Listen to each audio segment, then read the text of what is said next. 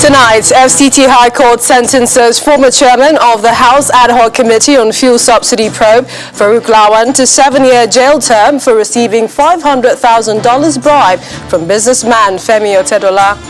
ECOWAS court restrains federal government from sanctioning Twitter users in Nigeria. Minister of Information defends suspension of microblogging platform in the House of Representatives. Senate receives the President's request for the consideration of about 900 billion naira supplementary budget for 2021. And the UN warns of a dire situation in Afghanistan as Taliban fighters siege dozens of districts following final withdrawal by foreign troops from the troubled country. Plus business, sports, news from Abuja, and later international news from our studio in London. On business news tonight, Vice President Professor Yemi Osinbajo assures of more support from government to promote small and medium businesses in the country. On sports news tonight, the British government announces more than 60,000 fans will be allowed to attend the semi-finals and final of the European Championships at Wembley. And from Abuja, the President approves the establishment of a private equity fund and inaugurates a steering committee to tackle poverty in the country.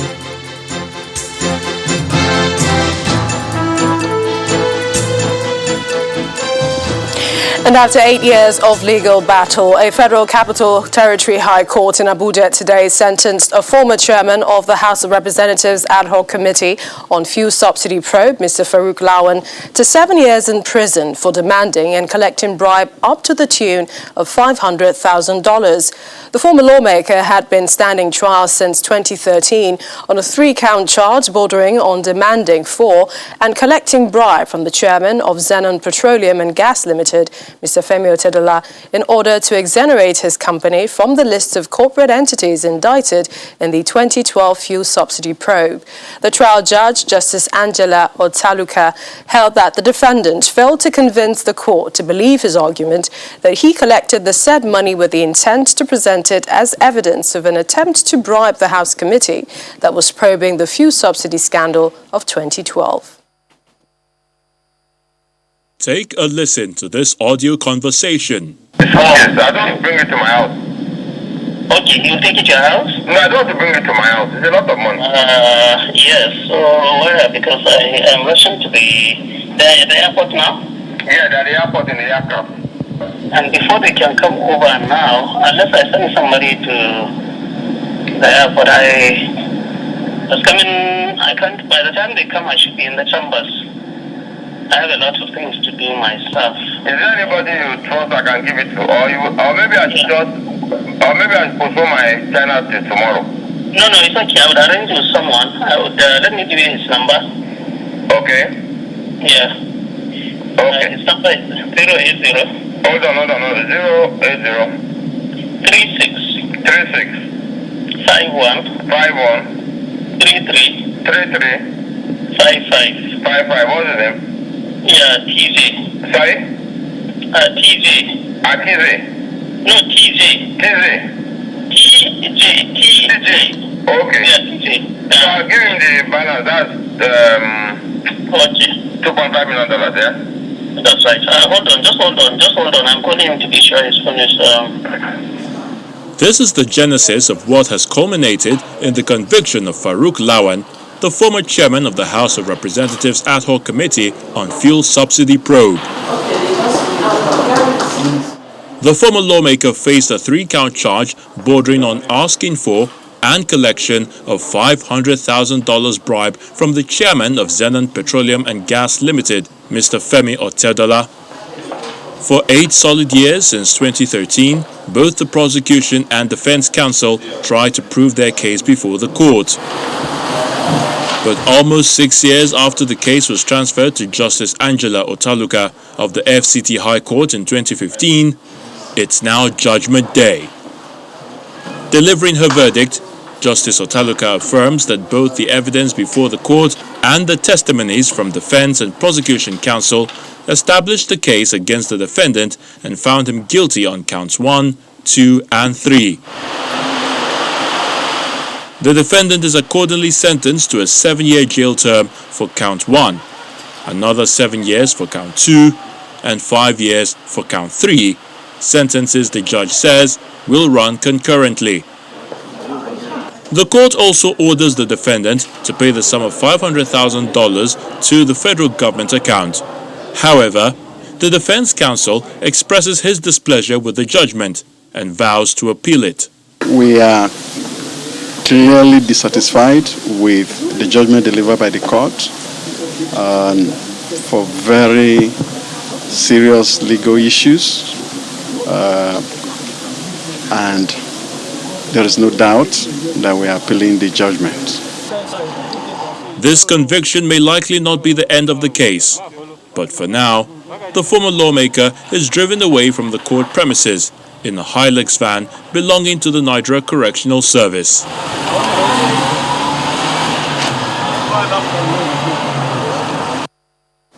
There was also another major court judgment today at the Federal High Court in Abuja involving the federal government and the governments of Rivers and Akwa Ibom states. The court ordered the federal government to pay over $3 billion to Rivers and Akwa Ibom states as part of their revenue shares from crude oil sales. The amount formed the shares of the two sales from the $62 billion said to have been recovered from some oil companies by the federal government. Delivering judgment, Justice Taiwo held that the notice of intention to defend the case without joining issues with the plaintiffs was an error on the part of the federal government. The court also rejected the claim of the federal government that it cannot pay the money it received from the crude oil sales, adding that the defendant ought to have filed a defense to explain its position in the $62 billion oil earnings as required by law. The liquidated amount we are talking about was as a consequence of consent judgments and terms of settlement between the Attorney General of the Federation and the plaintiffs. That is the Rivers State Government and the Akwa Ibom State Government. So it's very clear, it's the money that is owed by the federal government on account of the judgment of the Supreme Court and the consent judgments reached there. That's what you heard today. It's a clear judgment and we are going to enforce it. The river is about $1.something billion. Akwa Ibom is about $2.something billion. That is the amount we are talking. Staying with legal matters, the ECOWAS Court of Justice in Abuja has issued an order restraining the federal government from imposing sanctions or harassing, intimidating, arresting or prosecuting Twitter and or any other social media service providers, as well as media houses, pending the hearing and determination of a suit challenging the government's suspension of Twitter operations in the country. The suit was filed by the Socio-Economic Rights and Accountability Project and 176 concerned Nigerians, arguing that the suspension of Twitter by the government was illegal. The court also ordered that the application be heard expeditiously, while the Nigerian government has been asked to take immediate steps to implement the court order. The substantive suit has been adjourned to the 6th of July 2021 for hearing of the substantive suit. Meanwhile, President Muhammadu Buhari has approved the composition of the federal government's team to engage with Twitter over the recent suspension of the operations of the microblogging platform in Nigeria. According to a statement by the presidency, the Minister of Information and Culture, Mr. Lawan Mohammed, will chair the team. Others are the Attorney General of the Federation and Minister of Justice, Ministers of Communications and Digital Economy, Foreign Affairs, Works and Housing, and Minister of State for Labour and Employment, as well as other relevant government agencies. In the meantime, the Minister of Information, Mr. Lawan Mohammed, has been defending the federal government's decision to suspend Twitter operations, and he says the decision was not taken because President Muhammadu Buhari's tweet was taken down, but that the suspension was a long time coming. He says Twitter played an unsavory role during the EndSARS protests and used its platform to raise funds for the protesters, while its CEO, Jack Dorsey, funded the protests. He was speaking during an interaction with an ad hoc committee of the House of Representatives. Our correspondent Terry Kumi reports.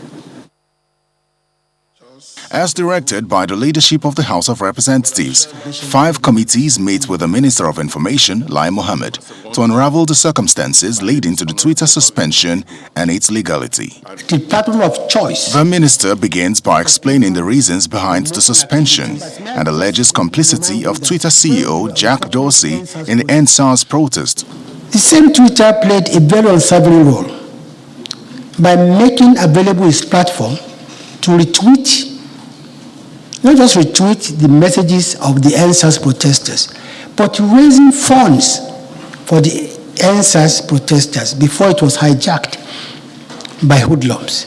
Jack Dorsey crowdfunded the activities of EndSARS. That's why we believe that Twitter's mission in Nigeria is suspect.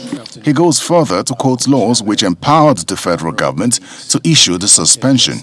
But until so incorporated, the foreign company shall not carry on business in Nigeria or exercise any powers of a registered company. That's the section 78(1) of the Companies and Allied Matters Act 2020. But lawmakers question the timing of the suspension, which came just after the president's tweet was taken down, and are also concerned about the negative impact on businesses which depend on Twitter. The pressure that people have is that the Twitter took down a statement that was made by the president, just like how they took down a statement that was made by Donald Trump of America.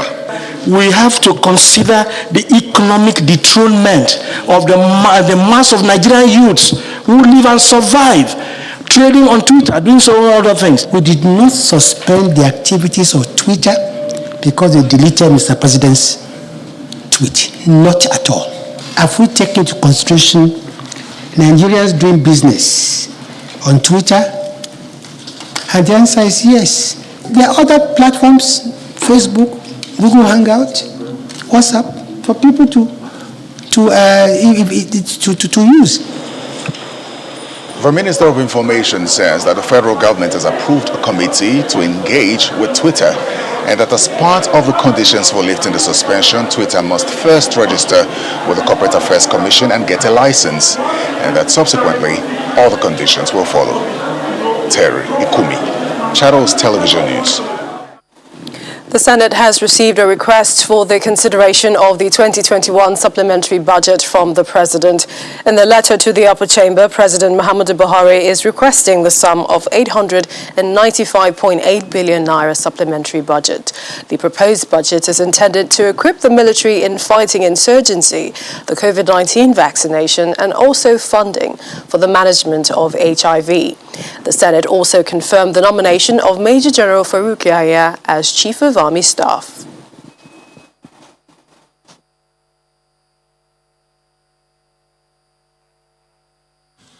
It has become necessary to prepare the 2021 Supplementary Appropriation Bill, considering the urgent need to make provision for procurement and administration of COVID-19 vaccines.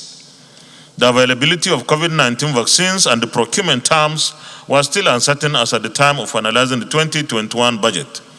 Hence, there was no provision in the 2021 Appropriation Act for the procurement and administration of COVID-19 vaccines. However, the Federal Ministry of Health and the National Primary Healthcare Development Agency have now developed a COVID-19 vaccine program for the country. Under the vaccine program, 70% of eligible Nigerians are to be vaccinated between 2021 and 2022.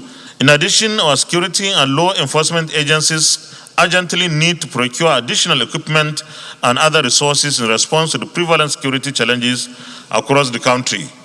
Furthermore, additional funds are required to meet our commitment to treat additional 50,000 patients under the Nigeria Comprehensive AIDS Program in states, NCAPS, as the amount provisioned in the 2021 Appropriation Bill for this purpose was inexplicably cut by the National Assembly. In order to address the urgent problem of oxygen availability in the country and avoid the potential loss of lives, provision was made for the procurement and installation of new oxygen plants nationwide and repairs of oxygen plants in FCT hospitals. In part two, after the break, security operatives kill bandit as they foil an attempt to abduct Indian working with a private company in a Gabi local government area of Kaduna State. Please stay with us.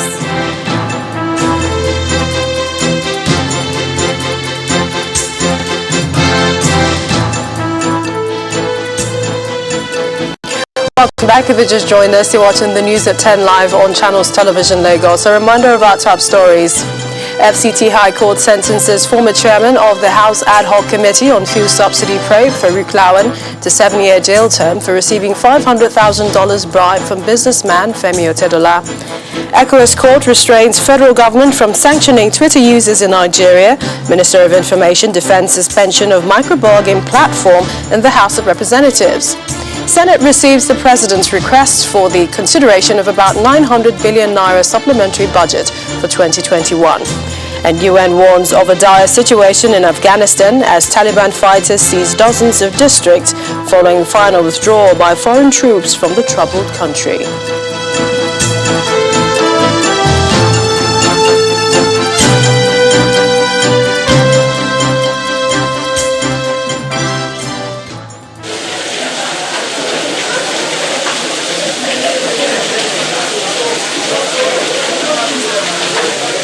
The chambers of the National Assembly leaking profusely this morning following a heavy downpour in Abuja. The leaking roof also spread to the press center in the Senate wing of the nation's apex legislative institution. Cleaners in the National Assembly were deployed to place containers at the leaking spots and scoop water from the floor. The development delayed the sitting of the senators, who resumed today after a one-week break to mark the end of their second legislative year. The leadership of the National Assembly had in 2020 approved 35 billion naira for the renovation of the edifice built about 27 years ago. However, the Senate chamber was unaffected and lawmakers observed today's plenary session. And security operatives in Kaduna State have foiled an attempt by bandits suspected to be kidnappers to abduct an Indian national working with a private company in Igabi local government area of the state. According to the Kaduna State Police authorities, the bandits had on Monday, June the 21st, laid an ambush on the foreigner while he was driving to planned farm phase at Dankande area of Igabi local government area with the intention to kidnap him. The police officers are said to have run into an ambush laid by the suspected armed bandits, who in their desperate attempt to kidnap the foreigner, shot sporadically at the officers, who in turn resisted with heavy firepower. The bandits, according to police, fled into the forest with bullet wounds, while the lifeless body of one of the injured bandits and 4 AK-47 rifles loaded with 120 rounds of live ammunition were recovered by a joint team of the police and military personnel while in search of the area today. To some other stories, the Nigeria Labour Congress is mobilizing its affiliates to resume industrial action in Kaduna State. The NLC president, Comrade Ayuba Waba, explains that the state government has refused to respect the memorandum of understanding brokered between the union and the state government by the federal government. He adds that the union has notified all the mediators of the alleged disregard of the agreement by the Kaduna state government. The union leader is asking the state councils and affiliate unions to mobilize for the latest action. The Kaduna state government have continued with non-adherence and compliance and respect for those very clear provisions in our laws. Not only that, the clear cases of victimization that is taking place now has no place in modern trade union and labor administration. In fact, in trade union palace, MOUs are very sacrosanct to be respected by all parties. But in this case, the Kaduna state government have violated those MOUs with impunity. In fact, as we speak, our chairperson in Kaduna have been transferred to the most remote part of Kaduna that is currently being ravaged by bandits. That is Briningwari. One, that the earlier decision of the National Executive Council to withdraw all services and protest this neoliberal and extreme right-wing policy should take effect without further delay, and that mobilization of all our state councils on all affiliates should take place immediately, and that all employers of labor should be put on notice as required by our extant law. Let's now join Linda Kigbe, who is in our Abuja studios with more stories. Hi, Linda. Hello, Millicent. President Muhammadu Buhari has approved the establishment of a private equity fund to facilitate the federal government's plan to lift 100 million Nigerians out of poverty in 10 years. The president indicated this when he inaugurated the National Steering Committee for the National Poverty Reduction and Growth Strategy. State House correspondent Gloria Umezuke reports that the Nigerian Investment and Growth Fund will lead the federal government's resource mobilization drive, as well as enable the management of resources sustainably. The critical challenge of poverty reduction in the country prompts this gathering at the State House. President Muhammadu Buhari set up a committee with the sole aim of lifting 100 million Nigerians out of poverty in 10 years. As members of the National Steering Committee, your responsibilities are to A. Anchor collaborative efforts, B. Provide oversight for the implementation of the strategy. If India can lift 271 million people out of poverty between 2006 and 2016, Nigeria can surely lift 100 million out of poverty in 10 years. The National Poverty Reduction with Growth Strategy has thus proposed the establishment of a private equity fund, the Nigeria Investment and Growth Fund, to lead our resource mobilization drive and also manage the resources in a sustainable manner. The Vice President is leading the steering committee that includes some state governors as well as members of the Federal Executive Council. Thus, this strategy is hinged on a vision of greater productivity and efficient redistribution, which we hope will result in a rising tide that lifts all boats above the poverty line.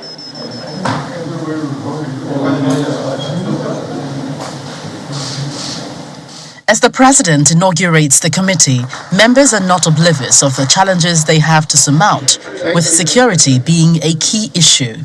We must be driven by the courage of our conviction. We must go after the criminals. We must ensure that we apprehend them, and we shouldn't let that deter us. It's a complementary process. As we're tackling insecurity, we're also focusing on economic development. The president is confident that the new national poverty reduction strategy will improve upon past inadequacies, and so the main worry about long-term sustainability will be put to rest, particularly as the federal government employs a people-oriented approach. From the presidential villa, Gloria Umezuke, Channels Television News. Meanwhile, Vice President Professor Yemi Osinbajo believes President Buhari is on the path of sanitizing Nigeria of the ills of corruption. Professor Osinbajo, who is represented by the Special Advisor to the President on Political Matters, Senator Babafemi Ojodu, made a statement at the launch of a book in honor of the President titled Buhari in Us. Correspondent Emperor Simon reports. The Buhari in us. Supporters of President Muhammadu Buhari, including some political appointees, are gathered in this hall for the public presentation of the book Buhari in Us, which x-rays the virtues of the president as a political leader. The Vice President, Professor Yemi Osinbajo, who wrote the foreword of the book, is represented here by the Special Advisor to the President on Political Matters, Senator Babafemi Ojodu, and he says, despite criticisms, President Buhari remains on course. Buhari is capable, and he also has integrity, and that is what matters. And that is why many of us are following him, and that's why we continue to follow him. The book Buhari in Us is a must read for all that aspire to be great in life, as through these pages Haruna has offered us a rare glimpse of those extraordinary qualities that make President Muhammadu Buhari great. The us in the book does not really represent my sentiments. It captures the minds of millions of Nigerians of Nigerians who love integrity. But a former Minister of Youth and Sports Development, Mr. Solomon Dalong, believes the president may be swimming in muddy water, surrounded by persons who may not be patriotic, just as the Kogi State government makes a case for the youths, prescribing 3 solutions to the challenges confronting the country. So many people who are supposed to support him to succeed had just folded their arms and watched him and said, Kayi Mogani, do it, let's see. The greatest cause and the most urgent now, if Nigeria is not to suffer shipwreck in the days ahead, is threefold. 1, to secure this country. 2, to unite the nation. 3, to institutionalize peace. Divided into 40 chapters with different themes, the book Buhari in Us is described as a source of inspiration for those who believe in good governance. The book describes the man President Muhammadu Buhari as a man of integrity and a man of impeccable character. The author says while that description of the president may not go down well, especially with those in the opposition, he's convinced that President Muhammadu Buhari is the best thing that has happened to the nation Nigeria. Empress Simon, Channels Television News. When the News at 10 returns, the Vice President gives assurance of more support from government to promote small and medium businesses in the country. That's in Business News. Join us again.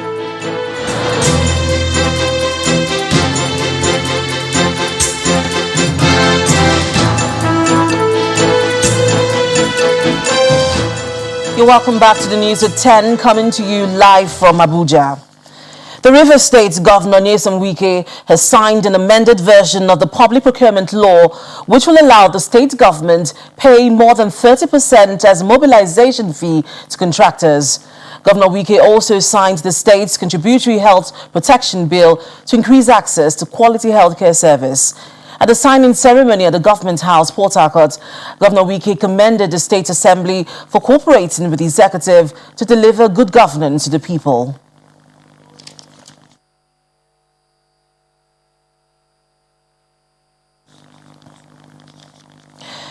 And no fewer than 7 persons have died in an accident involving a luxury bus and a Toyota bus along Iluomoba-Ashegba Road in Ekiti State. Eyewitnesses say the accident was caused by a head-on collision involving the 2 vehicles at about 6 a.m., leading to the death of some passengers, including the driver and of one of the buses. The passengers in the luxury bus are said to have sustained varying degrees of injuries and are receiving treatment in the hospital.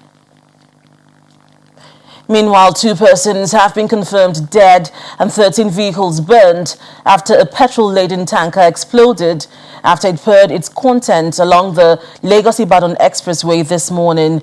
Eyewitnesses say the explosion occurred at about 6:20 a.m., disturbing traffic outward Lagos.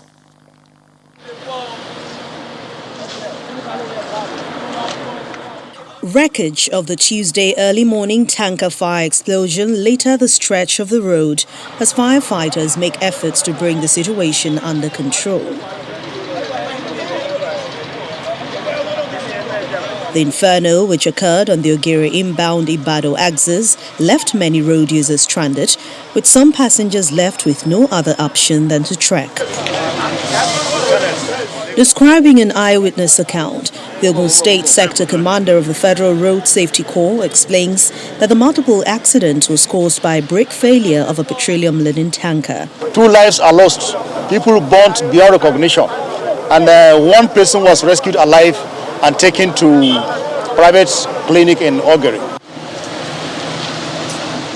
Speaking after a briefing by heads of agencies on the ground, the state deputy governor, who led members of the State Executive Council on a fact-finding visit to the incident point, commiserates with the families of the victims. The state government has designated the Permanent Secretary, Ministry of Special Duties, Mr. Onosoya, to be the incident commander here, and he will work and coordinate with all the agencies here to make sure that things are done speedily, but also in a very safe and deliberate manner. The Commissioner of Police, Edward Ajogo, promises adequate security for road users and the return of normalcy to the area. Area Commander, I will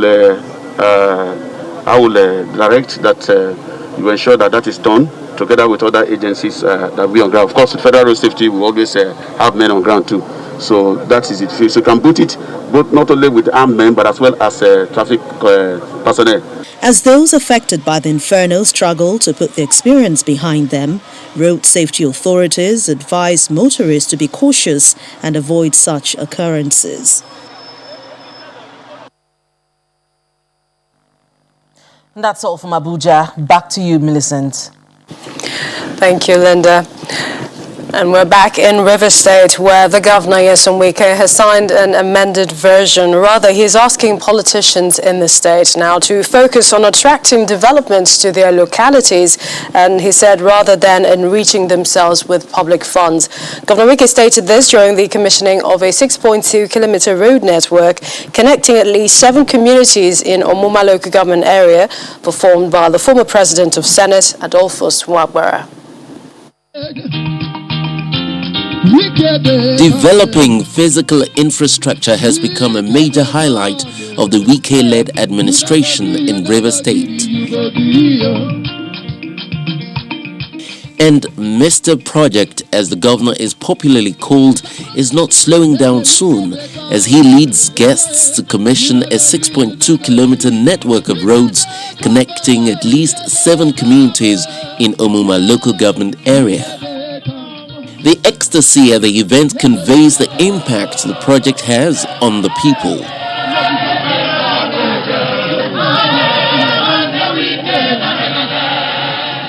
Acknowledging the support of the people, Governor Wike says his administration is on an endless delivery of projects, not just in Omuma, but across the state. Today we are commissioning, right? Tomorrow we are flagging up 52 hectares of land to Sanfield for the people of Abonina. On Thursday, we'll be in Calabari to flag up the Trans-Calabari Road. On Friday, we'll be in Port Harcourt to commission. So we are not only commission, we're also flagging up so that throughout this year, till next year, it is commissioning. Meanwhile, the special guest and former Senate President Adolphus Wabara believes no ethnic group will decry marginalization if Governor Wike's style service delivery is adopted across the country. One local government having 17 kilometers of road. Do you know what you've done here? If those of us in Abuja will emulate or consult you, to please help solve these problems that we're having in Nigeria through projects. No ethnic nationality, no group will be talking of marginalization. He then moves to commission the road network. Amen.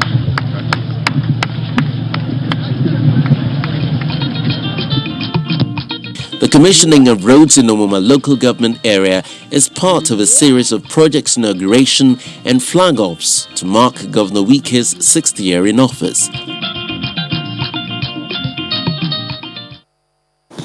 Popular Yoruba actor James Olaiwaju, also known as Baba Ijesha, will be arraigned on Thursday, June the 24th, before a special offences court sitting in Ikeja on allegations of sexual assault of a minor before Justice Oluwatoyin Taiwo on a 6-count charge. Lawyers to Baba Ijesha have also filed an application for his bail before the court. Baba Ijesha has been in custody since his arrest on April the 22nd and granted bail on the 17th of May following an intervention by members of the Lagos State Judiciary in collaboration with the state's Ministry of Justice. He was, however, unable to meet the bail conditions and remained in custody.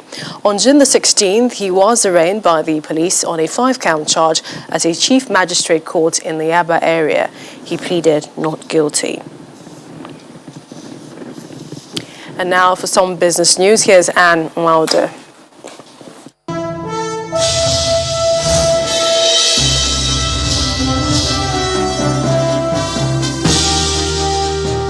Thank you, Millicent. Hello and welcome to Business News. As Nigeria's Micro, Small and Medium Enterprises Week begins, the Vice President, Professor Yemi Osinbajo, visited some businesses in the nation's capital, Abuja, pledging the federal government's commitment to growing those businesses. The Vice President visited a bookstore in the Wuse 2 axis and a clothing and shoes factory in the Lugbe axis of the nation's capital, listening to the challenges faced by manufacturers trying to navigate Nigeria's business environment. While encouraging the business owners, Professor Osinbajo promised more government interventions to ease their burden. Quite an impressive facility, because first, there is a wide range of products that are manufactured right here. And secondly, there is a good number of young men and women that are employed. And thirdly, and importantly, the equipment is state-of-the-art. And you can see, just we've looked around and we've seen that you can do practically anything here. I mean, you can do all of the manufacture of boots, boots for the armed forces. I mean, in fact, they already have some things they're doing for the armed forces, some things they're doing for customs, some things they're doing for the NYSC and all of that.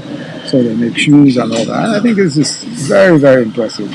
It's very impressive that somewhere here in Abuja, you can have so much manufacturing going on, so many people are employed, and so much innovation and creativity. Very, very commendable. Very commendable. The Honourable Minister and I have looked around and we've seen, the potential and what has been done already. And just as you know, I mean, this is our MSME week. We're looking at star MSMEs here and there, trying to see what they're doing and in what ways we can support them. So we're looking forward to working with them. Nigeria's Vice President, Professor Yemi Osinbajo. The Central Bank and Rice Farmers Association of Nigeria have concluded plans to distribute 27,000 metric tons of rice paddies to millers across the country, and that will happen on Thursday this week. An official of the CBN, Osita Nwanisobi, also made this known. He says it is aimed at addressing the high cost of the commodity and counter the activities of middlemen in the supply chain. He explains that the CBN and RIFAN had settled Kaduna State as the key location for the paddy allocation exercise, while the Federal Capital Territory, Ebonyi and Cross River State had been scheduled for the same exercise in the coming weeks.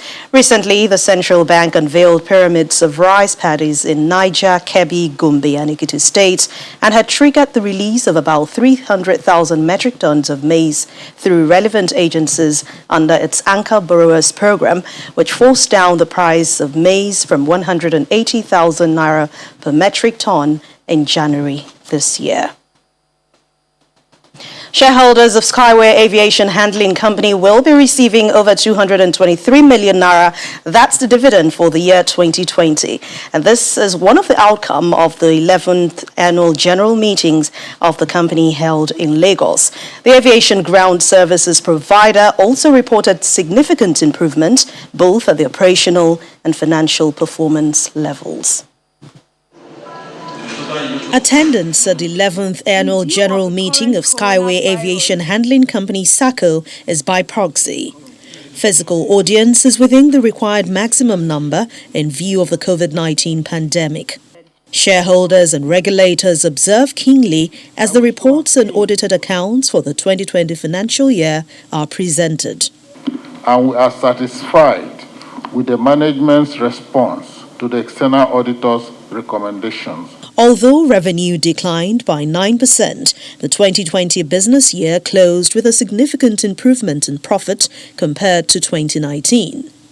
In view of this result, shareholders get some returns, a dividend which amounts to over 223 million naira. Despite the odds, the chairman of the company is pleased with the performance. What we gave last year was what we are giving now, and we know that, they really tried.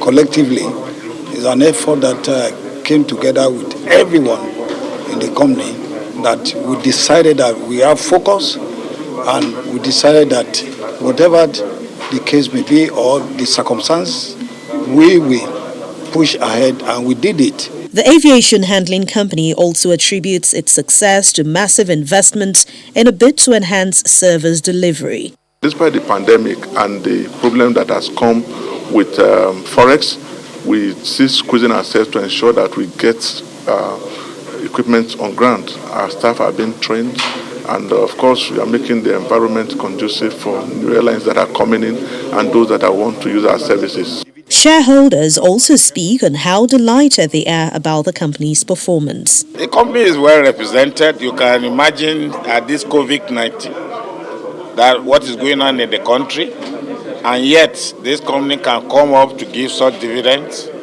I think they should be applauded. I'm very, very proud indeed to identify with the company. Yes, on the areas where they need to improve. Very simple. And I've been an advocate of it. Training the next generation. Skyway Aviation Handling Company says it has no intention of slowing down on its drive to becoming one of the leading ground handling companies in Africa. Well, it's another negative close for the local stock market today. Intense sell pressure on Airtel Africa, Bois Cement and 20 other equities pushed the market deeper into bear territory. John Mekwa has the details.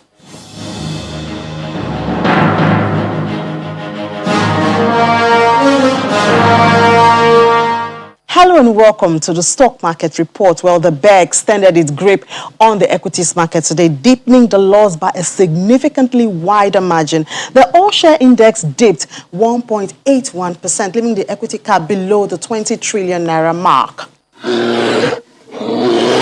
Well, the bear really does mean business. The total value of listed equities plunged by 371 billion naira and is largely attributed to sell pressure on Airtel Africa. In just about a week, the telco giant records a second 10% loss on its share price in a single trading session. Well, Mutual Benefit and Cornerstone Insurance were also in the top decliners category, while Fitsin, Vitafilm, and Red Star Express made up the top gainers list. For the sectors, industrial goods joined the premium board in the red zone. Boa Cement continued the dip trend from yesterday. Its share price fell further by 1.95 naira. The banking counter was also in the red, losing 0.07%, while oil and gas was marginally up 0.05%. A total of 218.2 million volume of shares transactions took place in over 3,500 deals worth over 2.7 billion naira.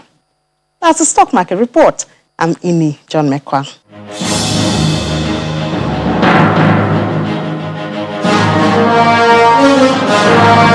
Thanks, Ini. Well, we'll see how the rest of the week turns out. Meanwhile, world-leading stock markets closed the day mostly positive as investors assess the outlook of inflation and, of course, interest rates while awaiting testimony from U.S. Federal Reserve Chairman on the stimulus measures taken during the pandemic. Let's see the closing numbers for today.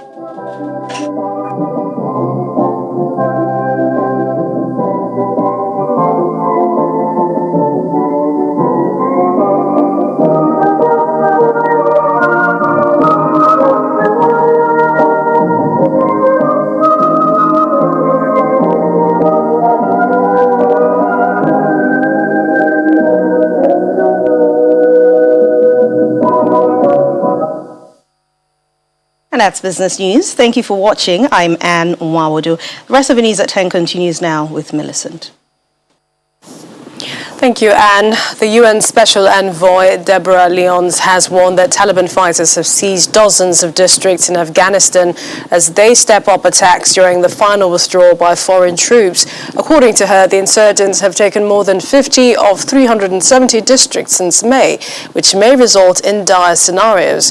In the near future, the US and NATO are still aiming for a complete troop pullout by September 11 this year. Here's Simon Pusey with more international news and around the world in 5. Good evening and welcome to the Channel Studios here in London with your international news around the world in 5.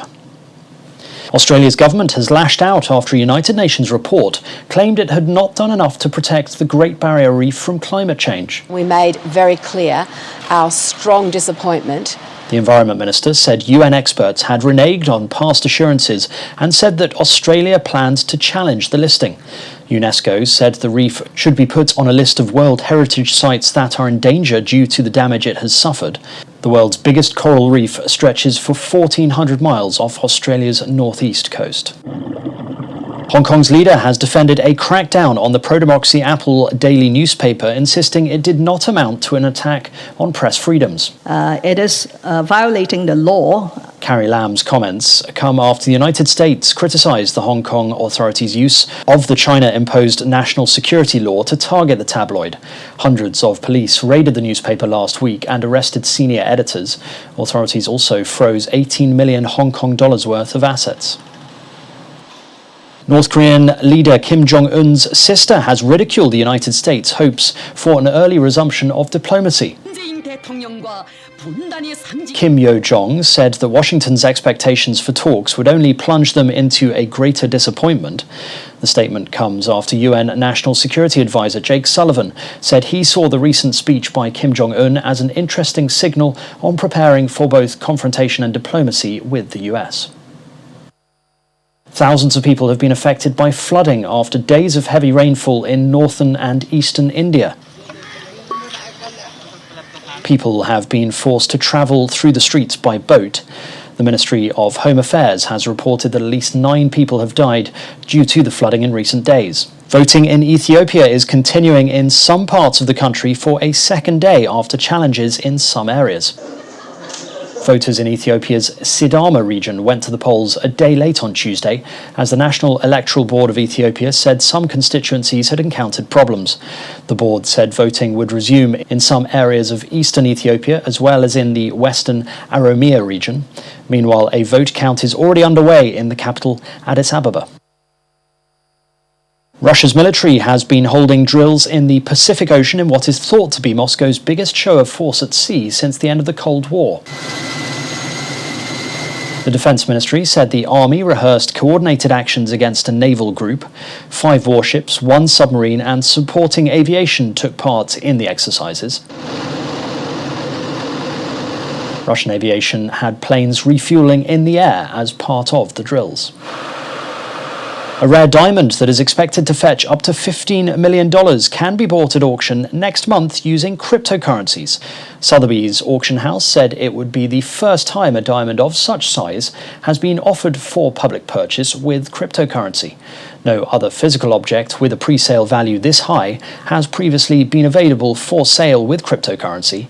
The 101-carat pear-shaped diamond is one of just 10 diamonds of more than 100 carats ever to come to auction. And that's your international news around the world in 5. Now back to the Channel Studios in Lagos. And thanks, Simon. Just before we bring you some sports stories, the Lagos State Head of Service, Hakeem Muriukola, has told the Judicial Panel on Restitution for Victims of SARS and other related abuses that the EndSARS protest was hijacked by hoodlums who infiltrated the ranks of the protesters to carry out violence. As proof of this testimony, Mr. Muriukola showed the panel visuals and slides from the Lekki Tollgate protests. He also testified that in the wake of the violence, the governor and his team visited the hospitals on the night of October the 20th, 2020, and saw that most of those who presented for treatment had fractures, machete cuts, and minor wounds. We were informed that there were indeed casualties in some of our hospitals in Lagos. There were more than other places, based on our feedback and information monitoring in the Reddington Hospital on Admiralty Way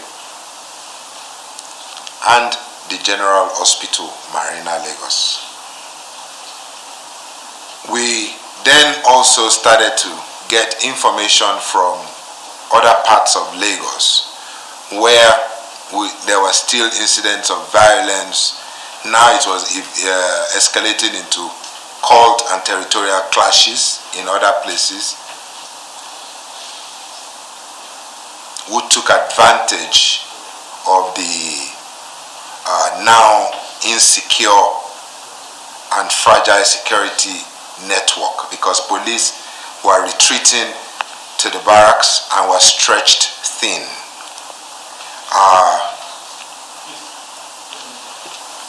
The governor then decided that we should maybe go out to see what was going on for ourselves. A decision that his core security personnel rejected outright as unsafe. We left the government house at about 12:30, and the first place we visited was the General Hospital in Marina.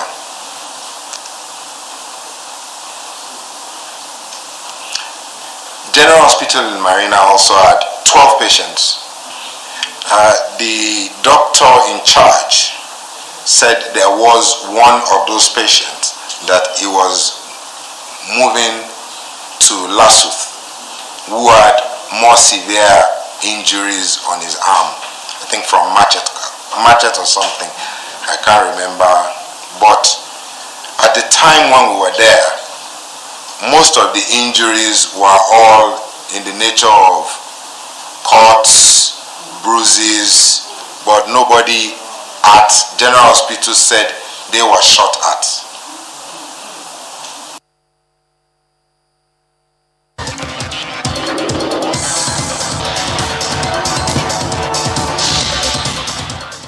Time now for some sports news. The British government has announced that more than 60,000 fans will be allowed to attend the semi-finals and final of the European Championships at Wembley Stadium, with attendance increased to 75% of capacity.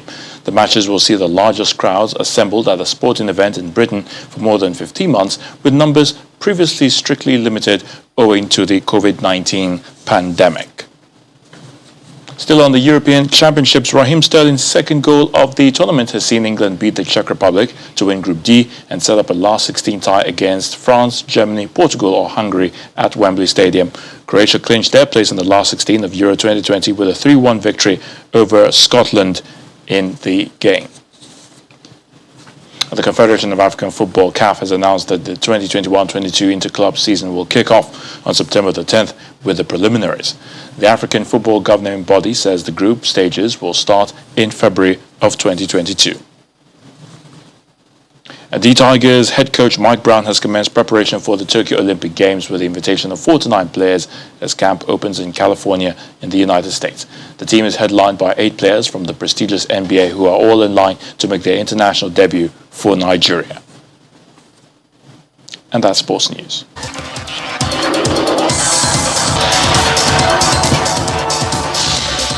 Thank you, Ayotunde. And the main news again. The Federal High Court today sentenced the former chairman of the House of Representatives Ad Hoc Committee on Fuel Subsidy Probe, Farouk Lawan, to 7 years jail term for receiving $500,000 bribe from businessman Femi Otedola. That's the news at 10 tonight. Thank you for watching. I'm Millicent Walker. Stay safe.